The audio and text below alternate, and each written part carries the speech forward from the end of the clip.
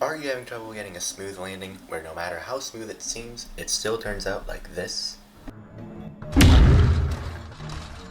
Then this video is for you. Today I'll be showing you the easiest and most consistent method on getting a smooth landing in the game Land or Die. So let's get right into it. The first step you need to do is get into the pilot seat. You typically need a pilot to land a plane, so this step is pretty important. I'll be using the Doogie BC-3, since it's the starter plane and the most accessible.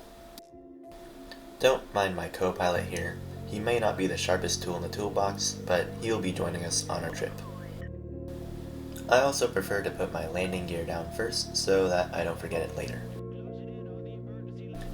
So the most optimal weather condition to perform a smooth landing is in clear skies. Cloudy weather, lightning storms, and other events can mess up your setup and make it more challenging.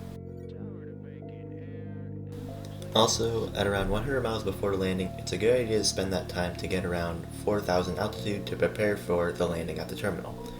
I'm already around this level, so all I need to do now is wait until the 50 miles left mark.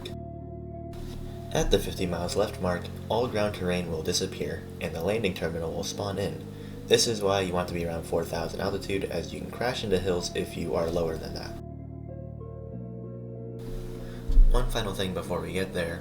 When using any plane, and especially when using this plane, make sure you fuel up beforehand. If you don't, you may run out of fuel during the landing process, and you won't have time to fuel up if you do end up running out. Now that I have 50 miles to go, I will descend to the terminal landing strip altitude. The idea is to be completely parallel to the landing strip when you enter the terminal. You will see me set the throttle to medium, and this will give me time to enter the altitude that I want to. For this plane, both engines on and medium throttle is the perfect speed to enter the terminal, but this may be different for other planes, but more on that later. Right now I am trying to get to an altitude of 74 or below. You typically don't want to be too much lower than 74 altitude, as that means your plane will be clipping into the floor, but it doesn't matter too much in the end. As long as I say you're above 55-ish, you should be okay. Remember, the closer you are to 74, the better, but as long as you are at least 74 under, don't go above 74, otherwise you will go over the terminal and you will need to use other methods to land parallel. Now that I've reached a very nice altitude of 69, which is within the range of a perfect landing, you will need to maintain this altitude all the way up till you reach the terminal. Again, for this plane, 74 or below will work, however other planes may be different. So, depending on the weather, your perfect altitude lineup can be ruined by a gust of wind. Since I got out of that cloudy weather earlier, it's technically clear skies now, and the plane will maintain the same altitude. But it's better to be safe than sorry, so always double check your altitude and your angle.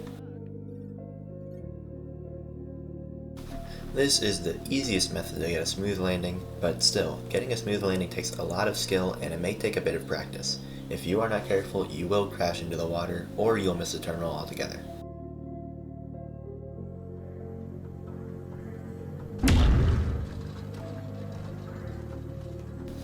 And that is how you do a smooth landing.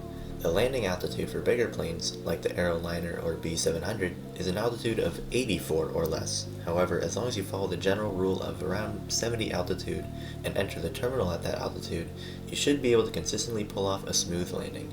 For planes like the B700, you may need to shut off one of the engines and medium throttle to find the optimal speed, so finding that balance is also important. And that concludes this tutorial. Thanks for watching, and hope this video helped you in your pilot endeavors. I'll see you in the next one.